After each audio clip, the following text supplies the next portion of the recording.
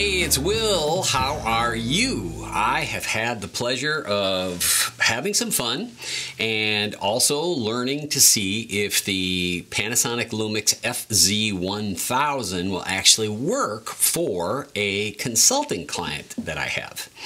We are looking to shoot some outdoor flash photography where we overpower the sun with some pretty heavy-duty flash gear. And I had learned from going to a trade show and seeing the good folks at Panasonic that the Lumix FZ1000 has a mechanical shutter flash sync speed, natural flash sync, none of the hyper sync or whatever that trickery stuff is. Natural sync of 1/4000th using the mechanical shutter, which we would need to use a pocket wizard and a strobe.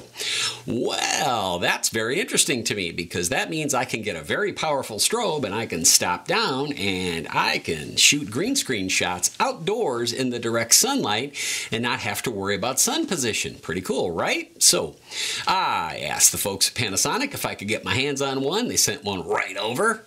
And the first thing I learned is, what is this thing? Well, it is a fixed lens, meaning the lens does not come off. Now, some cameras and review folks call these bridge cameras because they're the bridge between your point and shoot cameras and your removable lens cameras. Look, you call it whatever you want to call it. I don't really care what you call it, but I'm just looking at a camera that is pretty sturdy. It's got a great reputation. It's getting terrific reviews, which, I always take with a grain of salt. I'm going to put it in my hand because sometimes the things that the reviewers find are important are not the things that I find are very important, and I'm the one that's got customers that if they get really mad, they're not going to hire me back anymore. So I need to find out what's going on with this camera. Now, this camera also is very similar to the Sony RX10. There's also a Leica. I think there either was or is a Nikon version, whatever. There's a bunch of cameras in this category. First thing you got to figure out is that, unfortunately, this didn't work for my purposes. And it's not because of quality or anything else. It's just that this gorgeous lens, which is a 25-400, but then I'm going to show you some tricks inside there to make it actually longer using some electronic fun stuff. It only stops down to f8. Now, it's an f2.8 lens when it's wide open, but it's not a continuous aperture lens. It's going to change its aperture as you zoom it. Now, those of you that shoot auto exposure, it's no big deal. Guys like me that are going to be shooting this with strobe, that is a big deal. So we would need to find a zoom and then stay with it. And I could deal with that, okay? But because it doesn't stop down to f16, I couldn't get it where I needed it to be. So it just didn't work out for me. Now, what I did do was I had a blast playing with this camera. First of all, the image quality for the dollar, right? Because we're talking about an under $800 camera, complete. And it's got all the stuff on there that I'm used to. Those of you who know what I normally use, I'm a mirrorless guy. So we've got Fuji, we love the Sony equipment, we love the Panasonic equipment. The Lumix GH4 is typically my go-to. And in fact, that's what I recommended to my consulting client that we go to because I know it so well and we were able to use a neutral density filter to let it overpower the sun. Anyway, we're here to talk about the FZ. Now, this has got all the cool stuff that you would ever want to see, but the most surprising thing is there's so many people whose brains are limited to there's no way that a digital zoom can ever be of any use to you ever in the history of life from here forward. Okay. If that's what you're sold on, then that's great. If you think somehow Panasonic is paying me to say this, you are incorrect. I want you to know that technology, and remember, I'm a photo technology consultant, and I'm doing pretty well. The technology in electronic zooms, intelligent zooms, whatever you want to call them, digital zooms, is going through the roof. Sony's is fabulous. The one in the Panasonic is just as fabulous. Now, let me show you a story. Me and my former photo assistant, Louis, are hanging out having lunch, right? Here's us. We're just hanging out being a couple of guys. Well, Louis picks up the camera. He's fascinated by this camera, by the way. And he's shooting that Mustang. See it across the street? Now that's just me taking a picture to show you what it looks like. Then here's the shot that Louis got, one of the shots that Louis got, right? This is straight out of the camera. That's what it looks like. Did a nice job, right? Okay. Then he turns on the eye zoom, the intelligent zoom function, which allows you to go past the zoom range and now increase this. Instead of a 25 to 400, it goes way past 400 and allows him to zoom into. Look at this. That's not cropped. That's the original file from the camera. That's the tire from that car. Can you believe that? Now let's crawl into that photo a little bit. Look, that's the real deal. Sure, it's got some, when you look close at it, and it wouldn't print a mural size, right? It's got some jagged little edges. Forget about it. It's just if you're taking fun pictures and you need to zoom in for whatever, go right ahead. Now, what about in video? All right. My son graduated from college, and I wanted to get a really good shot of him getting his diploma.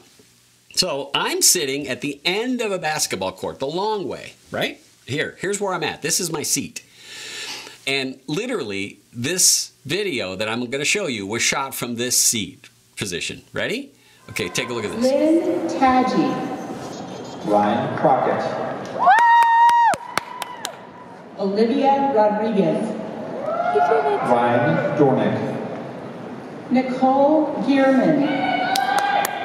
Kyle Cleary. Okay, no tricks on the editing, nothing.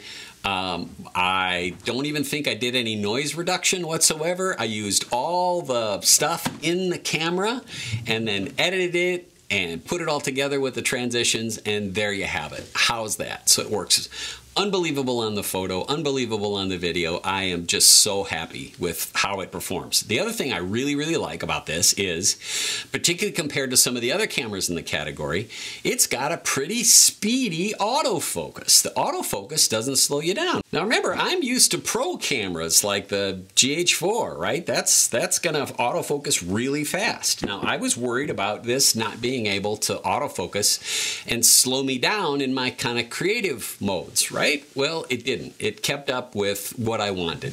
Granted, it is not as fast as autofocus as the pro version of mirrorless cameras, or DSLR cameras for that matter, but it's still more than fast enough to keep up with little kids and whatever else you want to shoot. Don't worry about it. Now, it does have some really cool switches on the side of the lens. Pretty neat stuff, right? Now, the top one allows you to flip it up to zoom. That means this ring on the side here, it's either going to zoom, or if you flip the switch down, it's going to focus. And then of course the bottom switch is the one that's going to turn on and off the image stabilization. And the image stabilization is something that's very important, of course, when you're using the long lens, but it does also consume more battery power. And that is unfortunately one of the problems that I kind of found with this camera, is it sucks a little more battery power than I thought it was going to. So if you're going to buy one of these, it's a good idea to buy the extra battery. And by the way, I'm a big fan of not buying off-brand batteries. I think you should buy your camera brand, no matter what your camera brand is, battery. That's just a smart thing to do usually. Now, next, all the cool pre-processing stuff that I've been using in my GH4, because remember, I'm a JPEG shooter and a video shooter, and I like to use, if I want to increase the color saturation, I'm going to do it in the camera. If I want to shoot black and white, I'm going to do it in the camera. If I want to shoot square, I'm going to change the aspect ratio in the camera. All those functions that I use are also in this FZ camera. It's got the nice bright screen, the same as my GH4, which was terrific because I'm used to that, and that's excellent for just doing your basic judging of exposure and color in the field as best you can, of course. But it doesn't have the touch screen that my GH4 is, and I am so used to the stinking touch screen on my GH4 because I got my left thumb hitting the touch screen and I got my right thumb and forefinger adjusting the knobs, and I can zip through that menu, man, fast as fast can be. So The FZ also has another couple of features that I didn't expect, that I thought were great, and I tested and worked out terrific. It's got a video slow-mo where you shoot video normally, and then when it plays back, it's automatically in slow motion. Very cool. And it's got, of course, a handful of nice little art features that you can add funky pre-built filters the way you want to. Some of them I like and I use. Some of them are a little bit too much for me. Not that big of a deal. Okay, what's the downside to this camera? First up, it's big.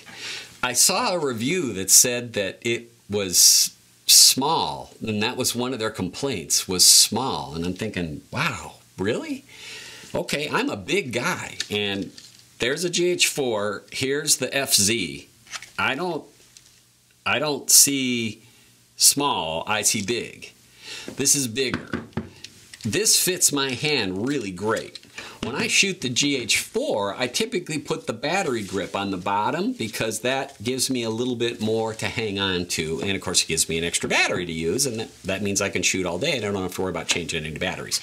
So this camera is a little big. It's a little heavy, right? So those of you who are sensitive to heavier cameras, this is something you're going to have to pick up with the battery in it to make sure you're okay. And of course, the reason it's heavy is because it's got that terrific lens in there, right? That's the cool thing. So, no touchscreen. It only goes to F8. That was my killer. It gobbles up a little bit more battery than maybe it should, and it's a little on the chunky side.